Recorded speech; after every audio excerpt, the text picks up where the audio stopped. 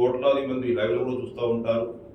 కాబట్టి టీటీడీ చేసినటువంటి ఏర్పాట్ల మీద ఎక్కడైనా ఫీడ్బ్యాక్, నిజమైనటువంటి ఫీడ్బ్యాక్ ఉంటే డెఫినెట్గా అధికార యంత్రాంగం కూడా ఆ ఫీడ్బ్యాక్ దృష్టిలో పెట్టుకొని కావాల్సినటువంటి చర్యలు తీసుకుంటానికి సిద్ధంగా ఉన్నాం.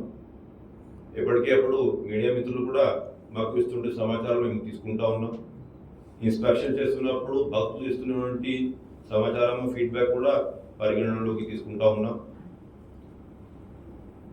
ఫీడ్బ్యాక్ ఆధారంగా ఇంకా స్టెప్స్ తీసుకోవడం మాకు కూడా మంచిదే, అందరికీ మంచిదే.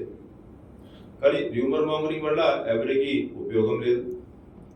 ఇటువంటి పవిత్రమైన కార్యక్రమం జరిగేటప్పుడు ఆ భక్తులు కూడా ఎవరైతే పోస్టులు వేస్తూ ఉన్నారు ఆ పోస్టులు బాగా అర్థం చేసుకొని ఎంతవరకు అయితే నిజం ఉందో, ఎంతవరకు అయితే టీటీడీ ఆ ఇన్ఫర్మేషన్ ఆధారంగా ఇంకా మెరుగైన సేవలు అందించే అవకాశం ఉంటుంది. అటువంటి ఫీడ్బ్యాక్ ఇచ్చుంటూ దేశంతో పోస్ట్ వేసుకోవాల్సిందిగా అందరినీ నేను రిక్వెస్ట్ చేసుకుంటా ఉన్నాను.